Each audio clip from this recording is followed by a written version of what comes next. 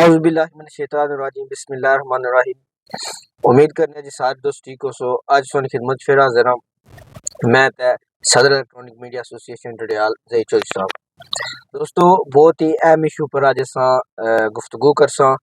तकरीबन एक हफ्ता पहला सदीक नामी लड़के जनाब अपनी वाइफ की और बच्ची की कत्ल किया सी बड़ी बेदर्दी नाल। खुद भी खुदकुशी करने की कोशिश की सी लेकिन मौके पर उसकी जान बची गई सी। अज तकरीबन एक हफ्ते बाद उसकी डेथ हो गई है। इस मुतलक तफसीलन गुफ्तगू करने ज़हीर साहब तकरीबन SHO साहब नाल गुफ्तगू की है।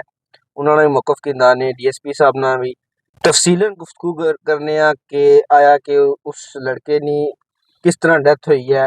काफ़ी सारे सवाल है लोगों ने इस मुतलक कि जी ये डेथ किस तरह हुई है लड़के की। ज़हीर साहब नाल तफसीलन इस मुतलक गुफ्तगू करने और उसकी पूरी तफसील नाल आगाह करने। अस्सलाम वालेकुम ज़हीर साहब। जी बट साहब वालेकुम बहुत शुक्रिया।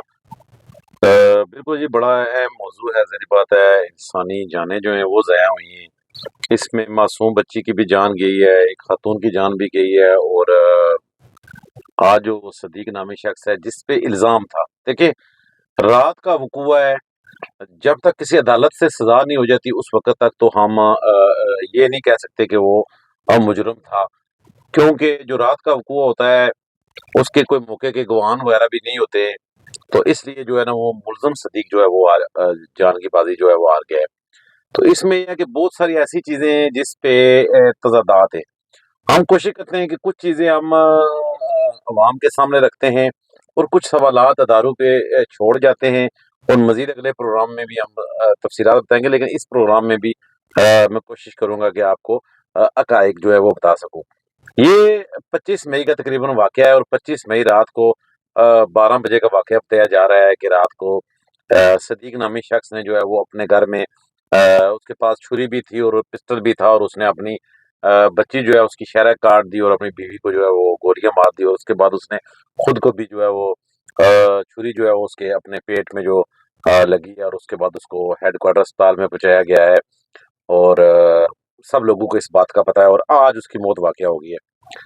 तो बट साहब ये सोशल मीडिया और फेसबुक वाली जो होती है कॉपी पेस्ट वाला ये तो हमारा चक्कर है नहीं है। मैं पूरी कोशिश करता हूँ कि हम लोगों को जो है हक़ाइक़ जो है वो बता सकें। तो ऐसा होता है कि जब ये वक़ूआ हो जाता है, उसके बाद है कि इसके बयानात होते हैं थाने के अंदर ना, थाने के अंदर बयानात इब्तिदाई इसके जो बयान होते हैं उसके बाद वो बेहोश भी हो जाता है। उसमें वो बताता है कि मैंने गैरत के नाम पे वक़ूआ किया। चलें उसकी ज़्यादा तफ़सील में हम नहीं जाते हैं। उसमें अदारों का काम बनता था तहकीकात करना और जो कुछ वो क्लेम कर रहा है मोबाइल फ़ोन का डेटा जो है वो इकट्ठा करना। लेकिन सच्ची बात है कि वहाँ पे बहुत सारी बातों में तज़ाद आया। उस वक़्त FIR को लेकर और काफ़ी चीज़ों पे जो है ना वो तज़ाद सामने आया था। उस पे हमने आवाज़ वगैरह भी उठाई थी, हम बोले भी थे। लेकिन सच्ची बात है कि फिर वो जो मुद्दई होते हैं कुछ काफ़ी चीज़ें उनकी तरफ से भी आना शुरू हो गई थी कि मीडिया ने हमारी वीडियो वगैरह चला दी तो केस पे असरात होंगे, ऐसी-वैसी बातें हो गई थी। लेकिन चलें अब मैं करंट इश्यू पे आता हूँ, आज वाली बात पे आता हूँ। तो जब ये वक़ूआ हुआ तो उसको हॉस्पिटल ले गए, वहाँ पे 2 दिन जो है वो हेडक्वार्टर अस्पताल में उसको रखा गया है और हेडक्वार्टर अस्पताल वालों ने 2 दिन के बाद उसको रेफ़र कर दिया है मिरपर में। मिरपर में तकरीबन 3 से 4 दिन उसकी ट्रीटमेंट हुई है और उसको दोबारा वापस जो है ना वो पुलिस थाना डयाल ले आए। वहाँ पे उसकी तफ्तीश जो है वो जारी थी और इस केस की जो तफ्तीश थी वो SHO डडियाल पुलिस थाना डडियाल जो है वो राशिद हबीब साहब जो है वो कर रहे थे। तो कल शाम को इसकी सेहत खराब होती है, इसको हेडक्वार्टर अस्पताल में लेके जाते हैं।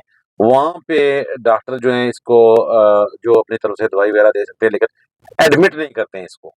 उसकी हालत जैसी भी होती है उसको एडमिट नहीं करते और डडियाल हेडक्वार्टर अस्पताल से फिर वहीं रवश बरकरार रहती है कि इसको रेफर कर दिया जाता है जी। इसके कुछ ऐसे टेस्ट हैं जो हमारे पास होना मुमकिन नहीं है या इस तरह की कुछ चीज़ें कह के ये मिरपुर उसको रेफर कर देते हैं। और मिरपुर उसको लेके जाते हैं पुलिस रात को। ज़ाहिर बात है कि मुल्ज़िम ही है लेकिन ज़ाहिर बात है इंसानी बुनियादों पे भी कुछ चीज़ें जब तक सज़ा ना हो तो मुल्ज़िम को भी जो है वो जेल में खाने-पीने की, बिजली की, बाकी सारी सहूलियात जो हैं फराहम की जाती हैं, जब तक कोई अदालत जो है ना इस केस में सज़ा ना सुनाए। तो यहाँ से डडियाल से मिरपुर रेफर कर दिया जाता है, वो उसी तकलीफ में उसको मिरपुर लेके जाते हैं और मिरपुर जो DHQ है, वहां पे जाके डॉक्टर जो है ना उसको थोड़ा बहुत चेकअप करके तो वो कहते हैं जी ये बिल्कुल ठीक है, इसको वापस भेज देते हैं। अब क्या होता है, फिर वो सफर करके डडियाल वापस आ जाता है उसी दिन रात को, कल का आपको बता रहा हूँ। और फिर उसकी सुबह हालत खराब हो जाती है और फिर उसको हेडक्वार्टर अस्पताल लेके जाते हैं, और हेडक्वार्टर अस्पताल जो ही उसको लेके जाते हैं, उसके तकरीबन चंद मिनट बाद उसकी जो है वो मौत वाक़या हो जाती है। इसके बाद मैंने ये किया कि मैंने इस बात पे पूरी जो है वो तहकीकात की हैं, और जहाँ तक मुमकिन हो सका है इसमें मैंने जो है वो तहकीकात की हैं, और ये बात कन्फर्म हुई है कि कल शाम को हेडक्वार्टर अस्पताल से उसको मिरपुर रेफर किया गया, और ये बात भी कन्फर्म हुई है कि मिरपुर से फिर वापस उसको डडियाल डॉक्टरों ने भेज दिए। अब ज़ाहिर बात है यहाँ पे आके डॉक्टरों की ज़िम्मेदारी ज़्यादा बन जाती है और पुलिस की कम हो जाती है। क्योंकि ज़ाहिर बात है मरीज़ उसी वक़्त एडमिट होता है जब डॉक्टर की मर्ज़ी होती है, तो पुलिस की मर्ज़ी में मरीज़ जो है वो एडमिट नहीं हो सकता है। तो ना डडियाल वाले अस्पताल ने उसको एडमिट किया है और ना मिरपुर में। ये तो आपके जो है महकमा सेहत के जो मामलात हैं इसमें मेरी एमएस साहब डडियाल से भी बात हुई है, और मैं आपको बताता चलूँ कि डीएचओ मिरपुर डॉक्टर फिदा हुसैन साहब से भी मेरी बात हुई है। मैंने उन्हें मैसेज भी किया है और उन्होंने इस वक़्त तक मुझे इसका जवाब नहीं दिया। मैंने कहा जी कल आपके डीएचक्यू में रात से इमरजेंसी में टीएचक्यू अस्पताल से एक मुल्ज़िम है, मरीज़ है, उसको रेफ़र किया जाता है और आपने वहाँ पे उसको एडमिट क्यों नहीं किया? और जो आपका है मिरपुर जो डीएचक्यू अस्पताल है, वहाँ के एमएस साहब ने और जो डॉक्टरों ने उन्होंने वापस इसको डडियाल क्यों भेज दिया? अगर इसकी हालत इतनी ख़राब थी तो वहाँ पे इसकी ट्रीटमेंट एक रात को हो जाती तो मेरे ख़्याल में बेहतर था, लेकिन ज़ाहिर बात है आपको पता है कि सरकारी इदारों में कैसे जान छुड़वाई जाती है। एक तो ये आ गया मसला। दूसरी तरफ आप आते हैं कि जो सही बात है इसमें पुलिस के जो बयानात हैं उनमें भी तज़ाद आ रहा है। पुलिस के छोटे मुलाज़िमीन के और बयान हैं, दरमियान वाले अफ़सरान के और बयान हैं, बड़े अफ़सरान के और बयान हैं। ठीक है?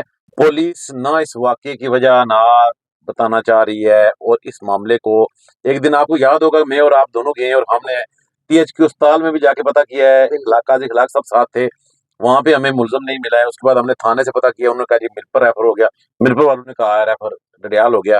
लेकिन इसमें बात ये बनती थी कि सबसे ज़्यादा जो अभी पहला जो वक़ूआ हुआ है, जो बच्ची की और खातून की मौत वाक़या हुई है, उसमें पुलिस का काम बनता है कि वो तमाम हक़ाइक़ जो हैं वो लोगों के सामने रखें कि कुछ बातें चलें। ज़ाहिर बात है मीडिया की तशहीर नहीं हो सकती, लेकिन उसमें कौन-कौन, कहाँ-कहाँ पे इन्वॉल्व है, सब बंदों को सामने आना चाहिए। देखें, एक घर में वाक़या होता है, उसमें एक खातून फ़ौत हो जाती है, बच्ची भी फ़ौत हो जाती है, एक बच्ची ज़ख्मी भी हो जाती है, और चौथा जो आज बंदा फ़ौत हुआ है, यानी कि देखें एक बच्ची भी ज़ख्मी और 3 दुनिया से चले गए। यानी एक शहर में कोहराम मच जाता है जब इतना बड़ा वक़ूआ होता है, लेकिन यहाँ पे देखें आपको पता है कि फिर वो सूरत-ए-हाल ऐसी हो चुकी है कि बेहिस्सी इतनी ज़्यादा हो चुकी है कि इस मामलात पे यकीन करें भट्ट साहब कि मैं कह रहा हूँ कोई भी आवाज़ नहीं उठा रहा है। मैं अपने किसी सहाफ़ी को मैं नहीं टारगेट कर रहा हूँ, लेकिन मीडिया सिर्फ़ मेरे ख़्याल में वो कार्ड लेने के लिए हम सहाफ़ी बने हुए हैं। सच लिखने और सच बोलने के लिए पता नहीं हम तैयार क्यों नहीं हैं। तो अभी देखें वो वक़ूआ हो जाता है, उस पे इस वक़्त तक तफ़्तीश जारी थी, क्या हुआ, क्या नहीं हुआ, फ़ोनों का डेटा निकला नहीं, पुलिस ने उसमें कुछ भी नहीं बताया, ठीक है? ये बात ये, लेकिन हमारे ज़राए ये कह रहे हैं कि उसने जो अपने बयानात दिए हैं, उसमें ये कहा है कि मैंने गैरत के नाम पे ये मामला किया। लेकिन उसमें एक पुलिस अफ़सर जो हैं वो तस्दीक कर रहे हैं, और एक पुलिस अफ़सर वो जो बयानात मुल्ज़िम के हुए हैं, वो मानने के लिए तैयार नहीं। मेरी दोनों पुलिस अफ़सरान से बात हुई और मैंने कहा जी कम अज़ कम आपके बयानात में तज़ाद नहीं होना चाहिए, दोनों के लेकिन बयान में तज़ाद है। नहीं, बिल्कुल तज़ाद है। उसके बाद अभी आ जाते हैं कि जो आज का वक़ूआ होता है, जिस बंदे की जान गई है, ये वहीं रेफ़र वाला चक्कर। देखिए, अभी डॉक्टर हज़रात ये कहेंगे ज़हीर साहब हमारे खिलाफ, मैं आपके खिलाफ नहीं, इंसानी जान का मामला है। अगर कल उस मरीज़ को यहाँ पे लेके आए हैं, उसकी हालत खराब थी, उसको तहसील हेडक्वार्टर अस्पताल में एडमिट कर लेना चाहिए था। चलें मान गए जी, यहाँ पे वो सूरत मौजूद नहीं थी, फिर उसको उसी रात पुलिस वालों ने मिरपुर उसको पहुँचाया है, और मिरपुर वालों ने फिर भट्ट साहब वापस उसको डडियाल भेज दिया है। रात ज़ाहिर बात है पुलिस को डॉक्टर जब कह रहे हैं जी कि इसकी हालत ठीक है, पुलिस ने लेके आना था। पुलिस इधर लेके आई है, सुबह उसकी फिर हालत खराब होती है और जाके उसकी मौत वाक़या हो जाती है। यानी कि जब तक वो स्टेबल ना हो जाता, उसको सरकारी अस्पताल में रहना चाहिए था, उसके बाद तफ्तीश हो सकती थी, सारे मामलात हो सकते थे। इस तरह की सूरत-हाल है, और इस वक़्त मैं आपको सही बात बताऊँ कि लोग किसी बात पे मुतमिन है ही नहीं। चूँकि अदारों में पता नहीं ऐसा एक सिस्टम हो गया, अदारे समझ रहे हैं हम उनके खिलाफ हैं, ऐसी बात है। अदारे कोई चीज़ वाज़िया बताने के लिए तैयार ही नहीं है। बिल्कुल। आप यकीन करें कि जिस दिन ये वक़ूआ हुआ है, उस दिन भी हमने कोशिश की है लोगों को कुछ हक़ाइक़ दिखाने की कोशिश की। उसके बाद इस मामले पे हमने फिर गए, हमने कहा जी मज़ीद जो इन्फॉर्मेशन है वो इकट्ठी करते हैं। आज अब ये एक जान गई है, और तकरीबन मेरे ख़्याल में 11:15 और 11:30 के दरमियान का टाइम था। 11:25 आप कह सकते हैं, ठीक है। 11:25 पे इसको हेडक्वार्टर अस्पताल में लेके गए और वहाँ पे डॉक्टर्स ने जो ही चेक किया उसको, तो वो आखिरी सांसें ले रहा था। तो वहाँ पे उसका जो है ना वो फिर उसकी डेथ हो गई है। उसके बाद फिर उसको एक्सरे के लिए ले जान गया है। लेकिन मेरे ख्याल में वहाँ पे यही कहा गया कि अभी इसकी एक्सरे की जरूरत नहीं, जरिए पता है इसकी जान चली गई है, तो अब इसका पोस्टमार्टम, अभी पोस्टमार्टम रिपोर्ट आएगी। उसके बाद पता चलेगा कि देखें दो चीजें, पोस्टमार्टम रिपोर्ट आती है कि वजह मौत जब सामने आती है, अगर जो मुलजम ने खुदकशी की कोशिश की थी, जो उसके वो पहले वाला जख्म था, अगर वही वजह मौत बनता, तो फिर देखिए डॉक्टर्स का कसूर है कि जब तक बंदा स्टेबल ही नहीं हुआ है, तो इस माशरे में किसको इंसाफ मिलेगा। बिल्कुल। देखे ना, अभी वो मुलजिम था या मुजरिम था, ये बाद में ये अदालत ने करना, मैं तो आप नहीं कर सकते ना। लेकिन क्या हुआ है, यहाँ पे अदारे अपनी जिम्मेदारियां उठाने के लिए तैयार नहीं है। जहां तक जो पहला वाकया हुआ उसमें भी तो ज़ादात आ रहे हैं, जो सच्ची बात है। हमने पुलिस का मौक़िफ़ ही लिया। अब देखें ना, मैं आपको बताऊं कि मेरी पुलिस थाने डडियाल में भी सबसे तकरीबन बात हुई है, मेरी महकमा सेहत से भी बात हुई है, डॉक्टर से भी मेरी बात हुई है। सबसे बात करके मैं आपको ये बता रहा हूँ कि उसको, उसकी जान अभी तो रिपोर्ट आ जाएगी, लेकिन रेफर का भी बड़ा किरदार है। डडियाल से मिरपुर रेफर हो रहा है, मिरपुर से डडियाल रेफर हो रहा है, और इस सारे वकूए में एक हफ्ते में आप देख रहे हैं ना कितनी दफा रेफर हुआ है मरीज। बिल्कुल। देखिए यहाँ पे कोई मजाक है, एक इंसान है, क्या डॉक्टर्स को पता नहीं है कि ये सफर के काबिल है या नहीं है। इस तरह की अरुण भट्ट साहब सूरत हाल है। लेकिन यहाँ पे यही बात आती है कि यार इस वाक़े की गैर जानदार जो है वो इंक्वायरी होनी चाहिए, और ये भी पता होना चाहिए कि ये वकूआ इतना ज्यादा उसने गुस्से में आके वकूआ क्यों किया है, वकूआ की इसके पीछे और क्या मामलात क्या थे और कौन था। पुलिस का ये काम होता है कि सारे मामलात वाज़ेह करके जो कसूरवार है उसको सजा मिलनी चाहिए। बिल्कुल। और अभी यहाँ पे ये इंक्वायरी होनी चाहिए। मैं ये कम से कम एक सवाल छोड़ के जा रहा हूँ वजीर हुकूमत, वजीर सेहत, और कम अज कम एसएसपी मिरपर, कि कम अज कम जो वकूआ हुआ है उसमें जो जो तफ्तीश हो रही थी वो एसएसपी साहब को पता है, उस पे लोगों को मेरे ख्याल में तमाम हकाइक सामने आने चाहिए। उसके बाद जो अस्पतालों में जो हालत हो रही है, रेफर रेफर खेला जाता है, उसमें कोई मुल्जिम है या नहीं मुल्जिम है, जान तो चली गई है ना रेफर रेफर में। बिल्कुल। तो अभी पोस्टमार्टम रिपोर्ट के लिए मैं कोशिश कर रहा हूँ कि मुझे इस वक्त तक जो है उसकी सारी तफसीलात सामने नहीं आई। लेकिन ये मामला सच्ची बात है कि इंक्वायरी तलब है, इस पे गैर जानदार इंक्वायरी होनी चाहिए और बहुत सारी बातें इसमें सामने आएगी। तो दोस्तों से इजाजत चाहते हैं इलेक्ट्रॉनिक एंड प्रिंट मीडिया के प्लेटफॉर्म से। अरुण भट्ट और ज़हीर चौधरी को इजाजत दीजिए। अल्लाह हाफिज।